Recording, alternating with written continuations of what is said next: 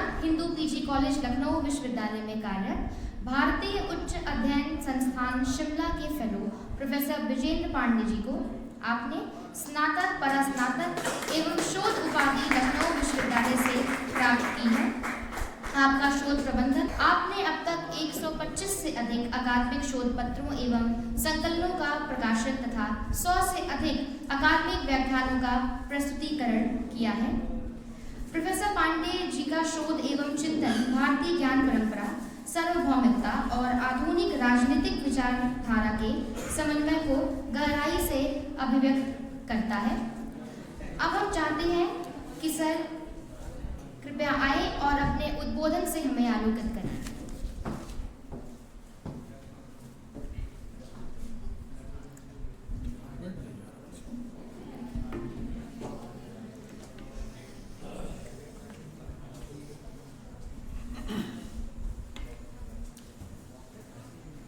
मंच पर विराजमान आज के इस एक दिवसीय संगोष्ठी के इस सत्र के अध्यक्ष महोदय, मेरे आदरणीय अग्रज और राजनीति शास्त्र विभाग लखनऊ विश्वविद्यालय के संप्रति अध्यक्ष प्रोफेसर संजय गुप्ता सर, सभा कक्ष में विद्यमान सम्माननीय आचार्यगण और स्नेहिल विद्यार्थियों, जो विषय हम लोगों के विचार के लिए प्रस्तुत किया गया है राजधर्म और सुशासन, उसके ऊपर सुबह से आपने कई विद्वज्जनों के व्याख्यान सुने और उन्होंने अपनी अपनी दृष्टि के अनुसार इस विषय के बहुत सारे महत्वपूर्ण पक्षों को आपके समक्ष अनावृत किया। जो दो पक्ष इस विषय में हैं, राजधर्म और सुशासन, मैं थोड़ा सा विशेष रूप से विद्यार्थियों को ध्यान में रखते हुए इन दोनों अवधारणाओं को आपके सामने कॉन्टेक्चुअली सिचुएट करने की कोशिश करूंगा। कई बार ऐसा होता है कि हम लोग जिन विचारों के प्रवाह में चल रहे होते हैं, जैसे आजकल विशेष रूप से जब से भारतीय जनता पार्टी की सरकार केंद्र में आई है, तब से भारतीय ज्ञान परंपरा का प्रश्न, शिक्षा की भारतीय दृष्टि का प्रश्न, शोध की भारतीय दृष्टि का प्रश्न, इतिहास की भारतीय दृष्टि का प्रश्न, कालबोध का प्रश्न, राष्ट्रवाद का प्रश्न, स्वदेशी का प्रश्न, ये बहुत सारे प्रश्न ऐसे लगता है कि कहीं नीचे दबे हुए थे और अवसर पाकर के ऊपर सतह पर आ गए हैं। तो इस प्रकार के वैचारिक परिवेश में जब हम बात करते हैं तो कई बार जो अवधारणाएं हमारे सामने प्रस्तुतिकरण के लिए रखी जाती हैं, उनको हम लोग ठीक से कॉन्टेक्चुअलाइज नहीं कर पाते हैं और ऐसे में वो धारणाएं ओवरलैप करती हैं और ओवरलैपिंग में उन धारणाओं के बारे में आपकी कोई स्पष्ट समझ बन नहीं पाती है। इसलिए बहुत आवश्यक है कि इन दोनों धारणाओं को, सुशासन का प्रश्न और राजधर्म का प्रश्न, इसको इनके प्रॉपर कॉन्टेक्स्ट में भी रखा जाए। मैं अपने आप को इसके लिए सौभाग्यशाली भी समझता हूं कि इतने विद्वज्जनों के संभाषण हमारे आने के पहले हो चुके हैं, इसलिए एक पूर्व पीठिका मुझे अपने विचार की मिल गई है। लेकिन मेरे लिए ये समस्या की भी बात है कि इतनी बातें हो चुकी हैं तो मुझसे कोई पुनरोक्ति न हो, एक ही बात को बार बार न कहा जाए, इसका ध्यान रखते हुए भी अपनी बात को आपके सामने प्रस्तुत किया जाए। एक ये चैलेंज या एक ये चुनौती भी मेरे सामने है। देखिए, ये जो सुशासन का प्रश्न है, गुड गवर्नेंस जिसे आप लोग कह रहे हैं, इसके पहले गवर्नमेंट का शब्द तो सुना जाता था, जिसे आप लोग सरकार कहते थे। लेकिन गवर्नेंस यानी शासनीयता और गुड गवर्नेंस जिसे आप सुशासन कह रहे हैं, सामान्यतः ये शब्द हमारी वोकेबुलरी में इस प्रकार से नहीं थे जिस प्रकार से और जितना फ्रिक्वेंटली आजकल हम लोग इसका इस्तेमाल कर रहे हैं। इसलिए इसका एक बिल्कुल प्रॉपर और स्पेसिफिक कॉन्टेक्स्ट है।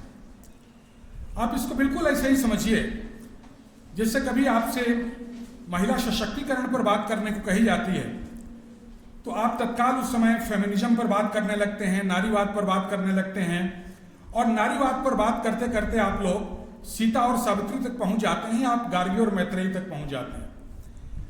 हमको ये सावधानी रखनी चाहिए राजनीति शास्त्र के विद्यार्थी के रूप में और समाज विज्ञानों के विद्यार्थी के रूप में कि नारीवाद का अपना एक स्पेसिफिक कॉन्टेक्स्ट है फेमिनिज्म का अपना एक विशेष संदर्भ है और उस संदर्भ का सीता और सावित्री के साथ या गार्गी और मैत्रेयी के साथ कोई रिश्ता नहीं है। दोनों संदर्भ बिल्कुल अलग अलग है।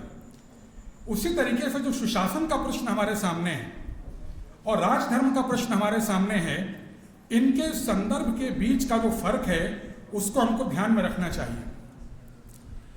या आप ध्यान रखिए कि 1992 के बाद ये वो समय है जब सोवियत यूनियन एक कम्युनिस्ट रिजीम के रूप में कोलैप्स कर चुका था और लगभग पूरी दुनिया में एक घोषणा हो रही थी कि अब दुनिया को लीड करने वाली जो आइडियोलॉजी होगी वो मॉडर्न लिबरल डेमोक्रेटिक आइडियोलॉजी होगी।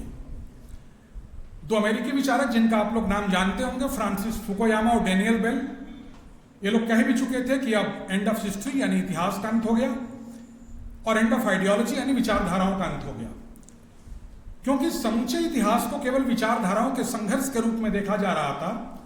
और जब दो विचारधाराओं के संघर्ष में जिसको एक सोवियत रूस लीड कर रहा था और दूसरा जिसे यूनाइटेड स्टेट्स लीड कर रहा था, तो सोवियत यूनियन के कोलैप्स होने के बाद से, उसके डिसइंटीग्रेशन के बाद से जिस विचारधारा को सोवियत यूनियन प्रश्रय दे रहा था या नेतृत्व कर रहा था, उसकी पराजय हो गई। यानी अब दुनिया में केवल एक ही प्रकार की विचारधारा चलेगी और इसलिए जिसे आज तक हम लोग इतिहास कह रहे थे, उस इतिहास का भी अब अंत हो गया, क्योंकि इतिहास और कुछ नहीं है, वो केवल विचारधाराओं का संघर्ष है और विचारधाराओं के संघर्ष के साथ अब इतिहास की भी समाप्ति हो गई। तो एक तो आप लोग ये संदर्भ याद रखिए और इस संदर्भ के बाद से जिसे आप लोग वर्ल्ड बैंक की डेवलपमेंट रिपोर्ट कहते हैं, वो डेवलपमेंट रिपोर्ट्स आती हैं सामने और उन डेवलपमेंट रिपोर्ट्स में ये सवाल उठाया जाता है कि अब जो आइडियोलॉजी दुनिया में प्रिवेल करेगी, जो मॉडर्न लिबरल डेमोक्रेटिक आइडियोलॉजी है, जो आधुनिक उदारवादी प्रजातांत्रिक मूल्य हैं, उन मूल्यों को बने रहने के लिए या उनके सक्सेसफुली क्रियान्वयन के लिए, सफलतापूर्वक उनके क्रियान्वयन के लिए जिस प्रकार की परिस्थितियां दुनिया में होनी चाहिए थी, उस प्रकार की परिस्थितियां नहीं हैं। तो किस प्रकार की परिस्थितियां होनी चाहिए थी, इस बात को बताने के लिए गुड गवर्नेंस या सुशासन का प्रश्न पहली बार चर्चा में आता है। यह सुशासन के प्रश्न का संदर्भ है, इसको हमेशा ध्यान में रखना चाहिए। जनरली जो पश्चिम के लोग हैं, अभी जैसे संजय सर कह रहे थे कि कुछ बज़वर्ड्स उनके पैदा करने की आदत होती है, कुछ ऐसे शब्द वो गढ़ लेते हैं और वो शब्द सबसे पहले जवाहरलाल नेहरू विश्वविद्यालय की धरती पर अवतरित होते हैं और उसके बाद फिर भारतवर्ष के अन्य विश्वविद्यालयों में वो इन्फिल्ट्रेट होते हैं और हम लोग उनकी गाहे बगाहे चर्चा करने लगते हैं और उन शब्दों का बार बार उच्चारण करके हम लोग अपने आप को विद्वान सिद्ध करने की सफल या सफल चेष्टा करते हैं। अभी थोड़े दिन पहले एक सेमिनार में मुझे जेएनयू जाने का अवसर मिला, तो मैंने वहाँ के विद्यार्थियों से पूछा कि भाई आजकल क्या चल रहा है। जैसे आपने थोड़े दिन पहले सुना होगा, आज से 7-8 साल पहले पैराडाइम शिफ्ट, हर सेमिनार में पैराडाइम शिफ्ट हो रहा था।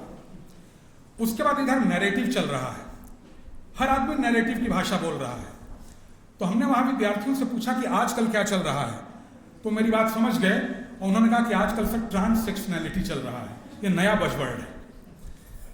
लेकिन प्रश्न ये है कि क्या ये जो सुशासन का प्रश्न है, गुड गवर्नेंस का प्रश्न है, ये भी क्या वास्तव में केवल बज़वर्ड है या इसकी अपनी कोई निहितार्थता है, इसका अपना कोई अर्थ है। तो यदि आप गंभीरतापूर्वक देखें तो जिस संदर्भ में, जिस कॉन्टेक्स्ट में मैंने अभी रेखांकित किया कि ये गुड गवर्नेंस का प्रश्न सामने आया, तो वास्तव में कोई बज़वर्ड नहीं है, उसके अपने 3 निहितार्थ हैं। विद्यार्थी इसको ध्यान देंगे, गुड गवर्नेंस या सुशासन कहने के 3 निहितार्थ हैं। पहला निहितार्थ यह है कि जिसे हम लोग फॉर्मल पब्लिक एडमिनिस्ट्रेशन कहते थे या औपचारिक लोक प्रशासन कहते थे, उस फॉर्मल पब्लिक एडमिनिस्ट्रेशन या उस लोक प्रशासन का दायरा बहुत बढ़ता है और तीनों ही स्तरों पर लोक प्रशासन में जो सोशियो पॉलिटिक और इकोनॉमिक, उसके जो तीनों एस्पेक्ट हैं, उन तीनों का बहुत बड़ा विस्तार होता है। और आप लोग अगर लोक प्रशासन के विद्यार्थी होंगे तो आप लोग जानते होंगे कि जिसे आजकल न्यू पब्लिक एडमिनिस्ट्रेशन कहा जाता है, उस न्यू पब्लिक एडमिनिस्ट्रेशन की नींव या उसकी शुरुआत ये गुड गवर्नेंस की अवधारणा से आगे बढ़ती है, पहली बात। दूसरा इसका निहितार्थ यह है कि दुनिया के देशों को आर्थिक मदद देने वाली जो वैश्विक एजेंसियां हैं, जिसे आप लोग IMF या वर्ल्ड बैंक इत्यादि कहते हैं, इन एजेंसियों ने गुड गवर्नेंस को दुनिया के देशों को अपनी आर्थिक सहायता देने के लिए एक शर्त के रूप में इस्तेमाल किया, एक प्री कंडीशन के रूप में इस्तेमाल करना शुरू किया। ये उसका दूसरा निहितार्थ है। और तीसरा उसका निहितार्थ यह है कि जिसे आज तक आप लोग फॉर्मल डेमोक्रेसी कहते थे कि 5 साल में हम लोग एक बार चुनाव में भाग लेते हैं और किसी सरकार को चुनने के लिए अपने मताधिकार का प्रयोग करके एक नई सरकार बना देते हैं और फिर 5 साल के बाद हम दोबारा अपने मताधिकार का प्रयोग करते हैं और इस 5 साल के बीच में इस लोकतंत्र को प्रभावित करने में हमारी कोई विशेष भूमिका रह नहीं जाती। ये जो फॉर्मल डेमोक्रेसी है, ये फॉर्मल डेमोक्रेसी गुड गवर्नेंस के आने के बाद से एक जिसे डेलिबरेट डेमोक्रेसी या पार्टिसिपेटरी डेमोक्रेसी आप कहते हैं, उस पार्टिसिपेटरी डेमोक्रेसी में तब्दील होती है। तो गुड गवर्नेंस के कहने का तात्पर्य 3 निहितार्थ है। पहला यह कि पब्लिक एडमिनिस्ट्रेशन या लोक प्रशासन के क्षेत्र का अप्रतिम और अभूतपूर्व विस्तार। दूसरा, दुनिया के देशों को आर्थिक मदद देने वाली वैश्विक संस्थाओं को गुड गवर्नेंस को एक शर्त के रूप में इस्तेमाल करना। और तीसरा, डेमोक्रेसी या लोकतंत्र को पार्टिसिपेटरी बनाने का अभियान ये गुड गवर्नेंस के माध्यम से आगे बढ़ा। इसके 3 निहितार्थ हैं। इसके जो व्यवहारिक प्रतिफलन है उस पर भी आप थोड़ा सा ध्यान देंगे तो चीजें आपके सामने खुल जाएंगी। जैसे पहली बात हमने आपको कही कि पब्लिक एडमिनिस्ट्रेशन या लोकतंत्र को विस्तार देने का काम या उसका लक्ष्य ये गुड गवर्नेंस का रखा गया। गुड गवर्नेंस ने सामाजिक, आर्थिक और राजनीतिक तीनों ही दृष्टियों से कुछ अपनी शर्तें रखी, कुछ अपने अभियान रखे और पूरी दुनिया ने उसका पालन किया ताकि वो अपने आप के ऊपर ये तगमा लगा सकें कि हमारे यहाँ गुड गवर्नेंस है। इससे सामाजिक प्रश्नों के मामले में आप देखिए, सुरक्षा का प्रश्न, लॉ एंड ऑर्डर का सवाल, ये पूरी दुनिया में बहुत तेजी से 1992 के बाद रफ्तार पकड़ता है। स्वास्थ्य का प्रश्न, टीकाकरण का प्रश्न, स्वच्छता का प्रश्न, शिक्षा का प्रश्न, प्राइमरी शिक्षा के यूनिवर्सलाइजेशन का प्रश्न, शिक्षा में जो ग्रॉस एनरोलमेंट रेशियो है उसके बढ़ाने का प्रश्न, इस पर पूरी दुनिया में बात होती है। और विशेष रूप से जिसको आप लोग तीसरी दुनिया के देश कहते हैं, जिसमें भारत भी सम्मिलित है, उसमें ये सारी चर्चाएं होने लगती हैं। तो ये जो सामाजिक प्रश्न है जो अभी तक केवल आपके अपने देश की चिंता थी, अब ये माना जाने लगा कि ये वैश्विक चिंता का विषय है। इसलिए सुरक्षा के प्रश्न पर, स्वच्छता के प्रश्न पर, स्वास्थ्य के प्रश्न पर और शिक्षा के प्रश्न पर यदि आप गुड गवर्नेंस को नहीं स्थापित करते तो फिर न तो आपकी डेमोक्रेटिक वैल्यू कुछ दुनिया में रह जाएगी और न ही आपको आर्थिक मदद देने वाली संस्थाएं बहुत दिन तक आपके यहाँ मदद को जारी रख पाएंगी। और इसलिए बहुत बड़े बड़े अभियान आप देखेंगे इसके बाद से पूरी दुनिया में चले, भारतवर्ष में भी चले। इसी तरीके से यदि आप राजनीतिक क्षेत्र में देखें तो राजनीतिक क्षेत्र में जिसे अभी हमने आपको डेलिबरेट डेमोक्रेसी या पार्टिसिपेटरी डेमोक्रेसी कहा, जिसे आप लोग सिविल सोसाइटी मूवमेंट्स कहते हैं, ये जो नागरिक समाज आंदोलन है, ये नागरिक समाज आंदोलन बहुत तेजी से 90 के बाद से दुनिया में फैलते हैं। और ऐसे बहुत सारे प्रश्न जिसके बारे में बहुत सारे लोग ये सोचते हैं कि हमारी चिंता का विषय ही नहीं बल्कि सरकार की भी चिंता का विषय होना चाहिए, वे लोग उन मुद्दों से जिनको वो अपने लिए बहुत आवश्यक समझते हैं उन पर सरकार का ध्यान आकृष्ट करने के लिए पूरी दुनिया में सिविल सोसाइटी मूवमेंट्स या नागरिक समाज आंदोलन आगे बढ़ाते हैं। कभी वृद्धों के प्रश्नों को लेकर के, कभी बच्चों के प्रश्नों को लेकर के, कभी विकलांगों के प्रश्नों को लेकर के, कभी स्त्रियों के प्रश्नों को लेकर के, कभी नशे के प्रश्नों को लेकर के, कभी आतंकवाद के प्रश्नों को लेकर के, कभी क्रॉनी कैपिटलिज्म के प्रश्नों को लेकर के। और कई बार जो सेक्सुअल माइनॉरिटीज हैं जिनको आप लोग LGBTQ कहते हैं, कई बार वो अपनी सेक्सुअल आइडेंटिटी के सवाल को लेकर के पूरी दुनिया में आप देखेंगे 1992 के बाद से इस प्रकार के सिविल सोसाइटी मूवमेंट्स जो हैं वो आगे आते हैं ताकि लोग ये बता सकें कि हमारा काम केवल 5 साल के अंतराल पर वोट देना नहीं है बल्कि जिन मुद्दों को हम आवश्यक समझते हैं और ये समझते हैं कि सरकारें इनको पर ध्यान नहीं दे रही हैं, उन पर ध्यान दिलाने के लिए भी इन लोगों ने सिविल सोसाइटी मूवमेंट्स खड़े किए। और बहुत सारी नई नई टेक्निक्स का इजाद हुआ। ये जो कैंडल लाइट लेकर के चलना, मोमबत्ती लेकर के जुलूस निकालना, रास्ते में अपनी गाड़ियों को खड़ा करके और घर चले जाना, रास्ते को जाम कर देना, है ना, इस तरीके की बहुत सारी नई नई, जिसे आप लोग पोस्ट मॉडर्न टेक्निक्स कहते हैं, इस तरीके की पोस्ट मॉडर्न टेक्निक्स भी सिविल सोसाइटी मूवमेंट्स के आने के बाद से अस्तित्व में आती हैं। ये सारी चीजें आप देखिएगा, ये जो गुड गवर्नेंस का सवाल खड़ा हुआ 1990 या 92 के बाद से, उसके बाद से सब चीजें खड़ी होती हैं। तो ये इसका एक परिदृश्य है। आर्थिक मोर्चे पर आपको इसका सबसे अधिक प्रभाव दिखाई देता है। जितनी भी संस्थाएं हैं, वो चाहे आपके अस्पताल हों, चाहे आपके शिक्षण संस्थाएं हों, या लोकहित या जनहित से जुड़ी हुई जितनी संस्थाएं हों, सभी से अपेक्षा की गई कि आप अपनी अकाउंटेबिलिटी को तय करिए, आप अपने उत्तरदायित्व को तय करिए, आप ट्रांसपेरेंसी को तय करिए। आर पार दिखाई देना चाहिए कि आपके यहाँ क्या हो रहा है और क्या नहीं हो रहा है। उसी के तहत राइट टू इंफॉर्मेशन इत्यादि चीजें आई। हर चीज आपकी कंप्यूटराइज होनी चाहिए, डिजिटलाइज होनी चाहिए, उसकी वेबसाइट होनी चाहिए। आपका जो भी काम काज है उसके ऊपर आपको फीडबैक आमंत्रित करना है, आपके फीडबैक को भी हम एग्जामिन करेंगे। आपका जो भी काम होगा वो काम टारगेट ओरिएंटेड होगा। बैंकों को टारगेट दिए जाने लगे कि आपको इतने क्रॉप लोन देने हैं, इतने होम लोन देने हैं, इतने आपको व्हीकल लोन देने हैं। आपके जो स्टेक होल्डर्स हैं, उन स्टेक होल्डर्स के प्रति आप अपनी जिम्मेदारी से नहीं बच सकते, इसलिए स्टेक होल्डर्स के प्रति आपकी क्या जिम्मेदारी है आप उसको भी बताएंगे। इसी तरीके से बहुत सारी एजेंसियों से ये कोशिश की गई कि आप अपनी रैंकिंग कराएं। ये जो टीचर्स के लिए हम लोगों की जो बौद्धिक कुशाग्रता है या जो हम लोगों का अकादमिक दायित्व है उसको नापने के लिए जो एपीआई आया, ये देखिए एपीआई भी इसी गुड गवर्नेंस का एक पार्ट है। यूनिवर्सिटियों को अपना मूल्यांकन कराने के लिए जो नैक जैसी संस्था आई, और नैक के बाद बीच में बहुत सारी ऐसी इंडिपेंडेंट इंटरनेशनल ऑर्गेनाइजेशंस हैं जिनसे तमाम विश्वविद्यालय अपनी रैंकिंग कराने के लिए उद्यत हैं।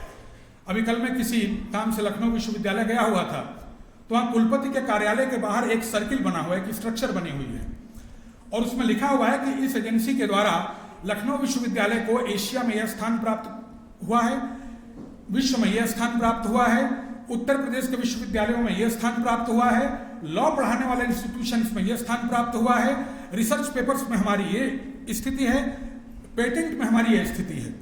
और ये हर विश्वविद्यालय अपने इस प्रकार के एवेल्युएशन करा रहा है और अपनी स्थिति को सामने रख रहा है। इस बात की परिकल्पना आप 90 के पहले नहीं कर सकते थे, और सौभाग्य से मेरा तो ऐसे कुछ प्रोफेसरों के साथ उठना बैठना रहा है कि मेरा पूरा विश्वास है कि अगर वो व्यवस्था में होते तो यूजीसी की किसी एजेंसी और किसी प्रोफेसर की इतनी हिम्मत नहीं थी कि उनसे जाकर के पूछता कि आपके कितने पेपर पब्लिश हुए हैं और आपने कितना सिलेबस को रिवाइज किया है और आपका एपीआई स्कोर कितना है।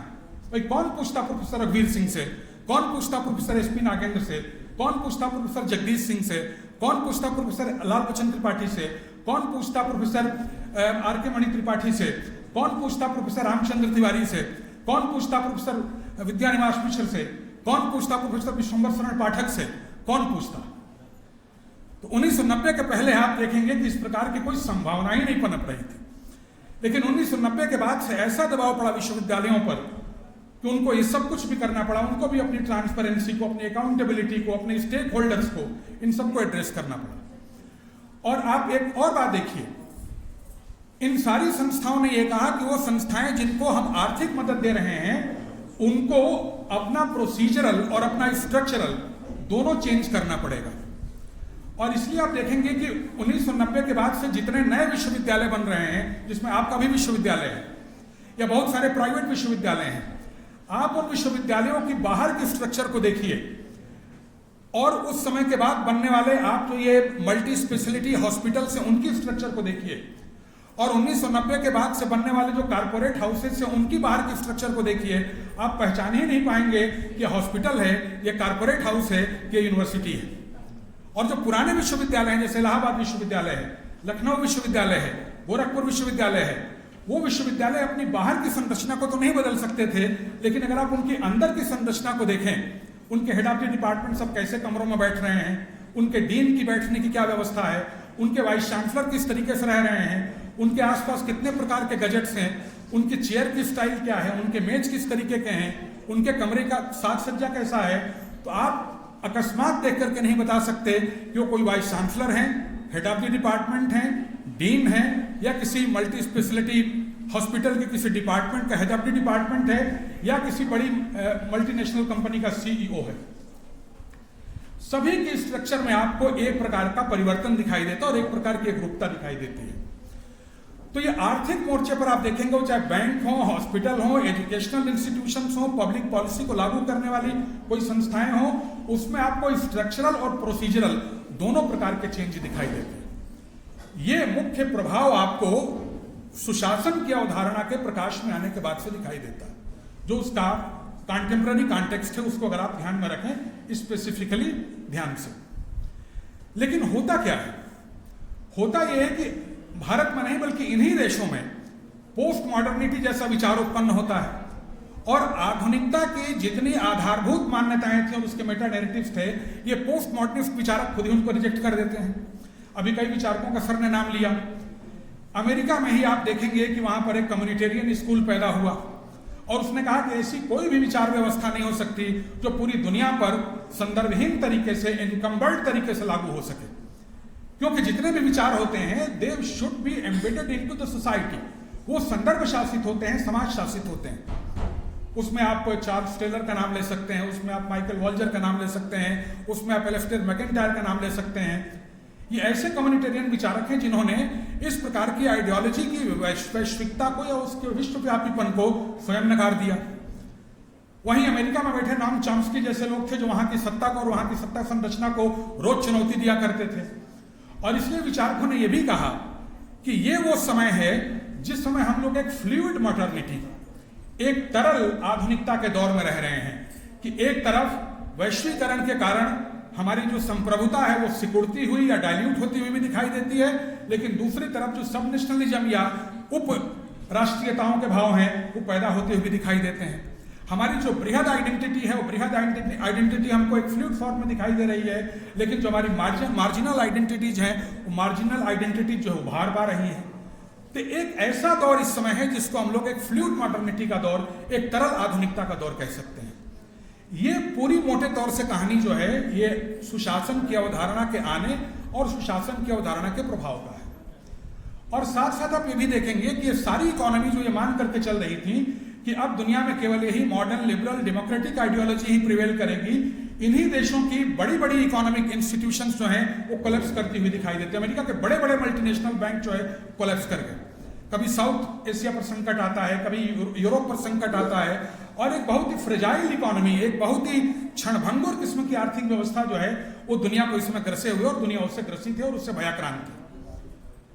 आप जरा इसको इस बात को सोचिए कि वो अमेरिका जो इस समय दुनिया की बड़ी ताकत बना हुआ है वो किन सेक्टर्स में निवेश के बल पर बड़ी ताकत बना हुआ है। दुनिया को युद्ध का भय दिखा करके हथियारों का व्यापार करना, दुनिया को बीमारी का भय दिखा करके फार्मास्यूटिकल्स का व्यापार करना, दुनिया को मौत का भय दिखा करके बीमा का व्यापार करना, और अब तो जिस तरीके से दुनिया के देश सेक्सुअली चार्ज्ड हैं अब उसका तो उसने फायदा उठाना शुरू किया है।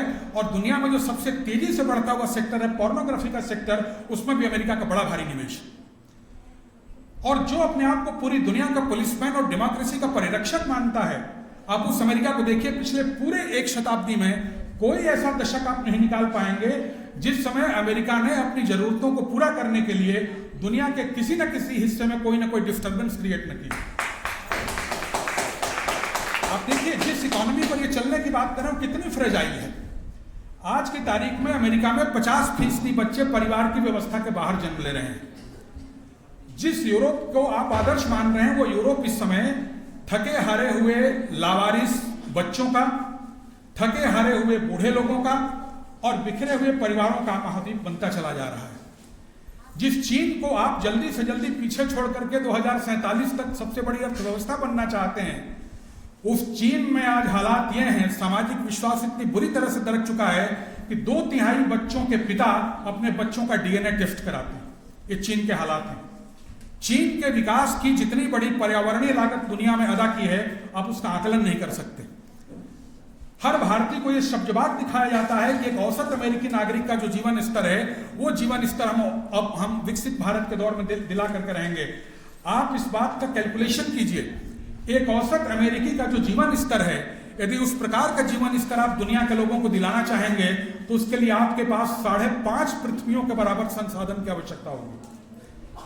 उनके पास तो अमेजन बेसिन का जंगल था, कांगो बेसिन का जंगल था, उनके पास और दूसरी चीजें थी, उन्होंने ये सब हासिल कर लिया। आप इसको कहां से हासिल करेंगे?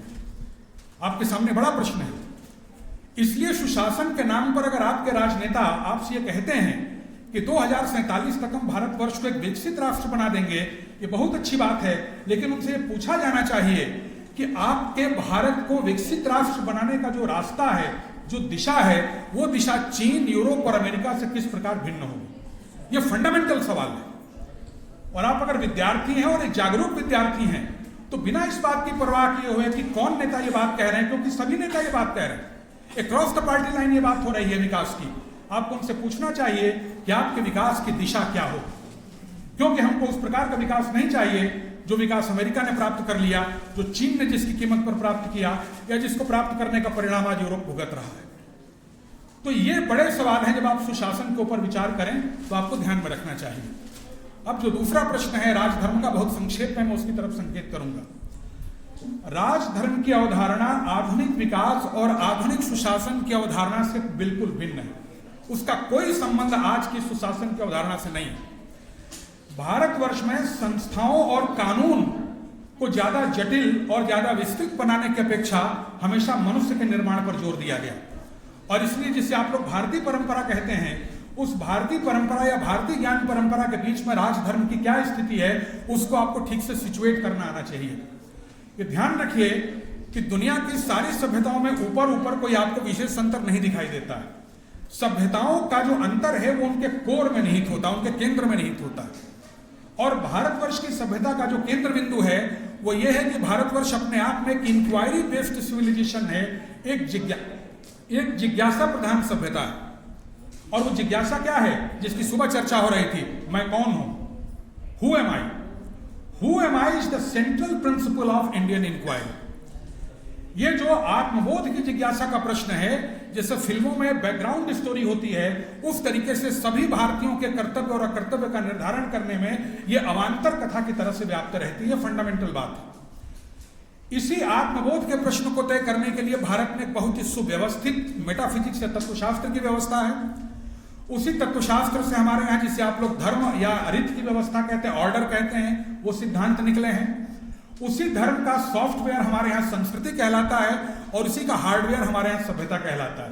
भारत में संस्कृति, सभ्यता और धर्म के बीच में अन्योन्याश्रित संबंध है, ये हमको ध्यान रखना चाहिए। इस पूरी बात को हमारे यहाँ की जो वांग्मय परंपरा है, जिसे हम लोग वैदिक वांग्मय कहते हैं, उसके चाहे ब्राह्मण ग्रंथ हो, संहिता ग्रंथ हो, चाहे वो आपके आरण्यक हो और चाहे उपनिषद हो, ये सब वेदों के अंग हैं, उनमें व्यक्त किया गया है।